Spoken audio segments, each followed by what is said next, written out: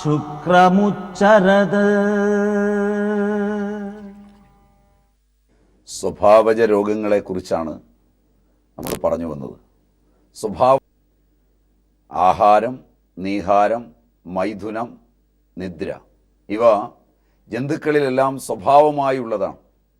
ആ സ്വഭാവത്തിൽ അതിയോഗം വരുമ്പോൾ ആഹാരത്തിൻ്റെ അതിയോഗം, നീഹാരത്തിൻ്റെ അതിയോഗം, മൈഥുനത്തിൻ്റെ അതിയോഗം, നിദ്രയുടെ അതിയോഗം രോഗങ്ങളായി എങ്ങനെ പരിണമിക്കുമെന്ന് നാം കണ്ടു കഴിഞ്ഞു.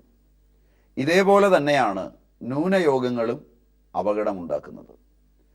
ഇന്ന് പ്രത്യേകിച്ച് ആധുനിക അന്തരീക്ഷത്തിൽ ചില കാര്യങ്ങളിൽ ആഹാരത്തിൻ്റെയും നീഹാരത്തിൻ്റെയും കാര്യത്തിലുണ്ടാകുന്ന ന്യൂനയോഗവും അതേപോലെ തന്നെ മൈഥുനത്തിലുണ്ടാകുന്ന അതിയോഗവും മനുഷ്യൻ്റെ പുരോഗമനത്തിൻ്റെ പ്രശ്നങ്ങളിൽ പ്രധാനപ്പെട്ടതാണ്. ആഹാരം പലപ്പോഴും കഴിക്കുന്ന സമയത്ത് അമിതമായി കഴിക്കുക, അതിൻ്റെ സമയം തെറ്റിക്കഴിക്കുക, ഇങ്ങനെയുള്ള വിഷമയോഗങ്ങളും പ്രശ്നസങ്കുലങ്ങളായി ഉണ്ടാവാറുണ്ട്. മനുഷ്യനെ സംബന്ധിച്ചിടത്തോളം അവൻ ഏർപ്പെടുന്ന എല്ലാ രംഗങ്ങളും ഇന്ന് ഒന്നുകിൽ അതിയോഗത്തിൻ്റെയും അല്ലെങ്കിൽ ന്യൂനയോഗത്തിൻ്റെയും പ്രതിഫലന കേന്ദ്രങ്ങളാണ്. ഇത് വരാതിരിക്കും എങ്കിൽ രോഗം ഒട്ടൊക്കെ പ്രകൃത്യാ തന്നെ ഉണ്ടാവാതിരിക്കും. ഇതിനെ മനസ്സിലാക്കിക്കൊണ്ടാണ് പൂർവാചാര്യന്മാർ സ്വഭാവജ രോഗങ്ങളെക്കുറിച്ച് പറയുമ്പോൾ അതിയോഗത്തിൻ്റെയും ന്യൂനയോഗത്തിൻ്റെയും കാര്യം പ്രത്യേകം പറയുന്നത്. ഏത് കാര്യത്തിലും ജന്തുക്കൾക്ക് സ്വഭാവമായി വന്നിട്ടുള്ള ആഹാരത്തിൻ്റെ കാര്യത്തിൽ പ്രത്യേകിച്ച് എപ്പോൾ വിശക്കുന്നുവോ അപ്പോൾ ആഹാരം കഴിക്കണം. 3 മണിക്കൂറിനുള്ളിൽ ഒന്നിലധികം തവണ ആഹാരം കഴിക്കുന്ന സ്വഭാവം ഉണ്ടാവരുത്. 6 മണിക്കൂർ അതിൽ കൂടുതൽ സമയം ആഹാരം കഴിക്കാതെയും ഇരിക്കരുത്. അപ്പോൾ ഒരു ആഹാരം കഴിഞ്ഞാൽ 3 മണിക്കൂറിനുള്ളിൽ വീണ്ടും ആഹാരം കഴിക്കേണ്ടി വരിക. ഇതിന്ന് പലപ്പോഴും വിശേഷ അവസരങ്ങളിലും അതുപോലുള്ള സന്ദർഭങ്ങളിലുമൊക്കെ നമ്മൾ ഭക്ഷണം കഴിക്കുന്നത് വിശപ്പിനല്ലാതായിത്തീരുകയും ആധുനികൻ്റെ ഭാഷയിൽ കമ്പനി സേക്കിന് വേണ്ടിയായി തീരുകയും ഒക്കെ ചെയ്തിട്ടുണ്ട്. ഇങ്ങനെ കഴിക്കുമ്പോൾ നമ്മുടെ ആഹാര വ്യവസ്ഥയെ എങ്ങനെ അത് ബാധിക്കുന്നു? ഒന്ന് കഴിച്ച ആഹാരം വേണ്ടത്ര പചിച്ച് അതിൻ്റെ പചനക്രിയ കഴിയുന്നതിന് മുമ്പ്, അത് സാരവും മലവുമായി വേർതിരിയുന്നതിന് മുമ്പ് വീണ്ടും കഴിക്കുന്ന ആഹാരം ജീർണതയെ എങ്ങനെ ഉണ്ടാക്കുന്നു, അതെങ്ങനെ നമ്മളിൽ പ്രശ്നങ്ങളെ സംജാതമാക്കുന്നു, ഇതെല്ലാം വിശദമായ പഠനങ്ങളുള്ളതാണ്. അതുകൊണ്ട് ചുരുക്കത്തിൽ നമുക്ക് ഇത്രയും മനസ്സിലാക്കാം.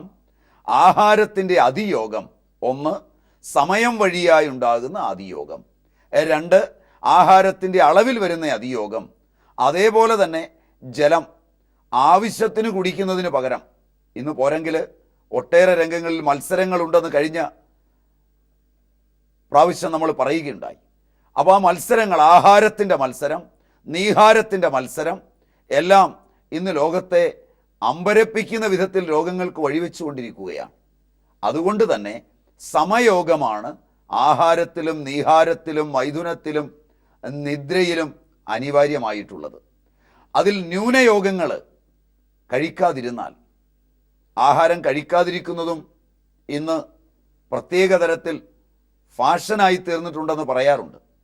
ഇതിൻ്റെ കാരണം, 1 ശരീരത്തെ വേണ്ടത്ര ശ്രദ്ധിക്കാത്ത ആളുകൾ ആരോഗ്യത്തെപ്പറ്റി പറയുന്നതിന് പകരം ശരീരത്തിൻ്റെ അംഗസൗഷ്ഠവങ്ങളെപ്പറ്റി ചിന്തിക്കാൻ തുടങ്ങിയിട്ടുണ്ട്. ക്ഷീണിച്ചിരിക്കുന്ന ശരീരമാണ് സൗന്ദര്യമുള്ളതെന്ന് വിചാരിക്കുന്നവർ ഒട്ടേറെയുണ്ട്. അതേപോലെ തന്നെ കുറച്ചുകൂടെ തടി വെച്ചാലാണ് സൗന്ദര്യം എന്ന് വിചാരിക്കുന്നുണ്ട്. ആരോഗ്യം ഇത് രണ്ടുമല്ലെന്ന് അവർ മറന്നുപോകുന്നു. ഈ നിലയിൽ ആഹാരത്തോട് നടത്തുന്ന മത്സരങ്ങൾ. രണ്ടാമതായി, വെള്ളം വേണ്ടതുപോലെ കുടിക്കാതെ വരിക. പല ആളുകളും ശരീരത്തിൻ്റെ പല ഭാഗങ്ങളിലുമുള്ള വേദന, അതുപോലെ തന്നെ ശരീരത്തിലുണ്ടാകുന്ന നീർക്കെട്ടുകൾ, ആ മറ്റു വ്യാധികൾ, BP-യുടെ രക്തസമ്മർദ്ദത്തിൻ്റെ ആധിക്യം, ഇങ്ങനെയുള്ളവയൊക്കെ ശ്രദ്ധിച്ചു നോക്കിയാൽ ഒരു കാര്യം മനസ്സിലാവും, പലപ്പോഴും ആവശ്യത്തിന് തൃശാന്തി വരാത്തത് കൊണ്ടാണെന്ന്. ഈ നിലയിലൊരു വലിയ പഠനം തന്നെ ആയുർവേദത്തിനുണ്ട്, അതേപോലെ തന്നെ പാശ്ചാത്യമായുമുണ്ട്. പാശ്ചാത്യരിൽ പ്രഗത്ഭനായ ഒരു പണ്ഡിതൻ തൃശാന്തി വരുത്താതിരുന്നാൽ, വേണ്ടത്ര വെള്ളം കുടിക്കാതിരുന്നാൽ ഉണ്ടാകാവുന്ന രോഗങ്ങളെക്കുറിച്ച് തന്നെ വലിയൊരു പഠനം അടുത്ത കാലത്ത് നടത്തിയിട്ടുണ്ട്. അപ്പോൾ നിർണായകമായ രോഗങ്ങളിലേക്ക് മനുഷ്യനെ വലിച്ചു വയ്ക്കുന്നത് ദാഹിച്ചിട്ടും വെള്ളം കുടിക്കാതിരിക്കുക. ഒട്ടേറെ അശ്മരികൾ, രക്താശ്മരി, അതുപോലെ തന്നെ ശുക്ലാശ്മരി, അതേപോലെ തന്നെ മൂത്രാശ്മരി, അതിൽ തന്നെ വാതാശ്മരി, കഫാശ്മരി തുടങ്ങിയ അശ്മരികൾ, അവയുണ്ടാകുന്നതിൻ്റെ ഒരു പ്രധാന കാരണം വേണ്ട വിധത്തിൽ വെള്ളം കുടിക്കാത്തത് കൊണ്ടാണെന്ന് തിരിച്ചറിയാൻ കഴിയും. അപ്പം വേണ്ടത്ര ആവശ്യത്തിന് വെള്ളം കുടിക്കുക, ആവശ്യത്തിന് ആഹാരം കഴിക്കുക, ഇവയൊക്കെ മാറിയിട്ട് അതിൽ നടത്തുന്ന ന്യൂനയോഗങ്ങൾ, പല പണികളിലും ഏർപ്പെട്ടിരിക്കുന്ന ആളുകൾ, പ്രത്യേകിച്ചും പരിഷ്കാരികളായ ചെറുപ്പക്കാർ, പണിയെല്ലാം കഴിഞ്ഞിട്ട് മാത്രമേ ആഹാരം കഴിക്കുകയുള്ളൂ. അതുവരെ ആന്തര അവയവങ്ങളും അതിലെ പ്രവർത്തനങ്ങളുമെല്ലാം നിർത്തിവെച്ച് നമ്മളോടൊപ്പം സഹകരിച്ചു കൊള്ളണം ഈ ശരീരമെന്ന് പരിശീലിപ്പിച്ചെടുക്കാൻ വ്യഗ്രത പൂണ്ട് നിൽക്കുമ്പോൾ കുറച്ച് പ്രായമെത്തുമ്പോഴുണ്ടാകുന്ന മാരക രോഗങ്ങളെക്കുറിച്ച് അവരാരും ചിന്തിക്കുന്നു തന്നെയില്ല. അതിന് പറ്റിയ വിദ്യാഭ്യാസവും ആധുനികർക്ക് ലഭിക്കുന്നില്ല.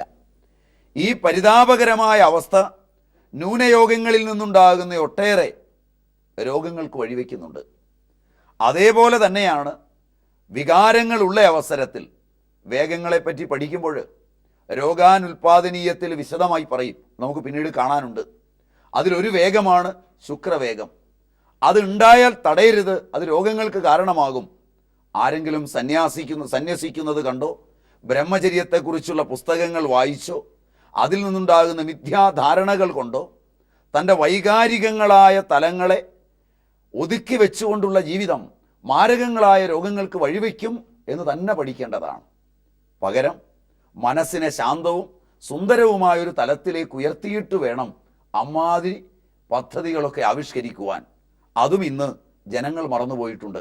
പ്രത്യേകിച്ചും മതം ഒരു കൂട്ടായ്മയുടെ ഭാഗമായത് മുതൽ, കുറച്ചുകൂടി നല്ല ഭാഷയിൽ പറഞ്ഞാൽ സംഘടിതങ്ങളായ പ്രവർത്തന മണ്ഡലങ്ങൾ മതത്തോടൊപ്പം രൂപാന്തരപ്പെട്ടതോടുകൂടി, സമ്പ്രദായങ്ങൾ സംഘടനകളായി മാറിയതോടുകൂടി സാമ്പ്രദായികമായ അറിവിൻ്റെ പ്രാധാന്യത്തിനു പകരം സാമ്പ്രദായികമായ അറിവിൻ്റെ തലങ്ങളിൽ കയറിപ്പറ്റിയാലുണ്ടാകാവുന്ന പേരും പ്രശസ്തിയും ആഗ്രഹിക്കുന്ന ആളുകൾ വേണ്ടത്ര അതിൻ്റെ സ്വഭാവങ്ങളെ നിലനിർത്തുവാൻ കഴിവില്ലാത്തവരായി തീർന്നിട്ട് അതിനു പകരം ആ കൂട്ടായ്മയ്ക്ക് ആളെ കിട്ടുന്നതിന് വേണ്ടി ഉണ്ടാക്കുന്ന നിർബന്ധിത ബ്രഹ്മചര്യാദികളെല്ലാം മാരകങ്ങളായ രോഗങ്ങൾക്കും മാരകങ്ങളായ സാമൂഹിക പ്രശ്നങ്ങൾക്കും ഇന്ന് വഴിവെക്കുന്നുണ്ട്. ഈ തരത്തിൽ ചിന്തിക്കുമ്പോഴാണ് മനുഷ്യൻ ന്യൂനയോഗത്തെയും അതിയോഗത്തെയും വിട്ട് ഒരു സമയോഗയിലൂടെ വേണം സഞ്ചരിക്കാനെന്ന് പഠിക്കുന്നത്. അതുകൊണ്ട് ആഹാര കാര്യത്തിൽ, നീഹാര കാര്യത്തിൽ, മൈഥുന കാര്യത്തിൽ, നിദ്രയുടെ കാര്യത്തിൽ ഇന്ന് നമ്മുടെ രാഷ്ട്രീയ, സാമൂഹിക, സാംസ്കാരിക മതമണ്ഡലങ്ങളിലെ ഉന്നതന്മാരായ പ്രവർത്തകർ തങ്ങൾ ഉറങ്ങാത്തതിനെക്കുറിച്ച് പരാതിപ്പെടുന്ന ഒരു ലോകം തന്നെയുണ്ട്. നിരന്തരമായി ഉറക്കമിളച്ച് പണിയെടുക്കുന്നു. ആർക്കു വേണ്ടി? സ്വന്തം ആരോഗ്യത്തെ കളഞ്ഞ്. ആർക്കു വേണ്ടി പണിയെടുക്കുന്നു? ഉറങ്ങാത്തവൻ്റെ പണിയെല്ലാം സമൂഹത്തിന് ദ്രോഹമാണ്. കാരണം നല്ല നിദ്ര ലഭിക്കാതെ ചെയ്യുന്ന എല്ലാ ഇടപാടുകളും സംഭ്രാന്തമായ മനസ്സിൻ്റെ വെളിപാടുകളാണ്. അതുകൊണ്ട് വേണ്ടതുപോലെ ഉറങ്ങണം, നല്ലതുപോലെ ഉറങ്ങുക. ആ ഉറക്കത്തിൻ്റെ ഗാഠമായ അവസ്ഥയിൽ നിന്ന് എങ്ങനെയാണ് അറിവുണ്ടായി വരുന്നത് എന്ന് നിദ്രയെപ്പറ്റി പഠിച്ചപ്പോൾ നമ്മൾ പറഞ്ഞു കഴിഞ്ഞതാണ്. ആ നിലയിൽ നിദ്ര ഇല്ലാതിരിക്കുക, അതിനിദ്രയുണ്ടാവുക. അപ്പോൾ അതിയോഗവും ന്യൂനയോഗവും രണ്ടും കഷ്ടതരമാണ്. ഇത് രണ്ടുമില്ലാതെ ആഹാരത്തിലും നീഹാരത്തിൽ വെള്ളം കുടിക്കുന്നതിലും, അതാണ് തൃശാന്തി, തൃഷ്ണ ഒരു വലിയ ഭാഗം തന്നെയാണ് വിശപ്പിൽ നിന്നുണ്ടാകുന്നതെങ്കിൽ അതേപോലെ തന്നെ പ്രധാനപ്പെട്ടതാണ് വെള്ളത്തിൽ നിന്നുണ്ടാകുന്നത്. എങ്ങനെയുള്ള വെള്ളം കുടിക്കാം? ഏത് ജലമാണ് കുടിക്കുവാൻ യോഗ്യമായിട്ടുള്ളത്? ഏത് കുടിച്ചാൽ പ്രശ്നങ്ങൾ ഉണ്ടാവും? വെള്ളത്തിലടങ്ങിയിരിക്കുന്ന ലവണങ്ങൾ, വെള്ളത്തിലടങ്ങിയിരിക്കുന്ന മറ്റ് പദാർത്ഥങ്ങൾ ഇവയൊക്കെ ശരീരത്തോട് എങ്ങനെ പ്രതിപ്രവർത്തിക്കും, ഇവയുമൊക്കെ നോക്കി വേണം വെള്ളം കുടിക്കുവാനും. അപ്പോൾ ആഹാരവും നീഹാരവും മൈഥുനവും നിദ്രയും, ഇവ നാലും നമ്മെ സംബന്ധിച്ചിടത്തോളം മനുഷ്യൻ്റെ സ്വഭാവങ്ങളായതുകൊണ്ട് ആ സ്വഭാവജങ്ങളായ കാര്യങ്ങളെ എങ്ങനെ നിയന്ത്രിച്ചു കൊണ്ടുപോകാം എന്നറിഞ്ഞ് അതിന് വ്യക്തവും സുദൃഢവുമായൊരു പദ്ധതി തയ്യാറാക്കേണ്ടത് പരിഷ്കാരത്തിൻ്റെ ഈ നാളുകളിൽ അത്യന്താപേക്ഷിതമാണ്. അങ്ങനെ ഉണ്ടായാൽ രോഗങ്ങളിൽ നിന്ന് നമുക്ക് മോചനം നേടാം.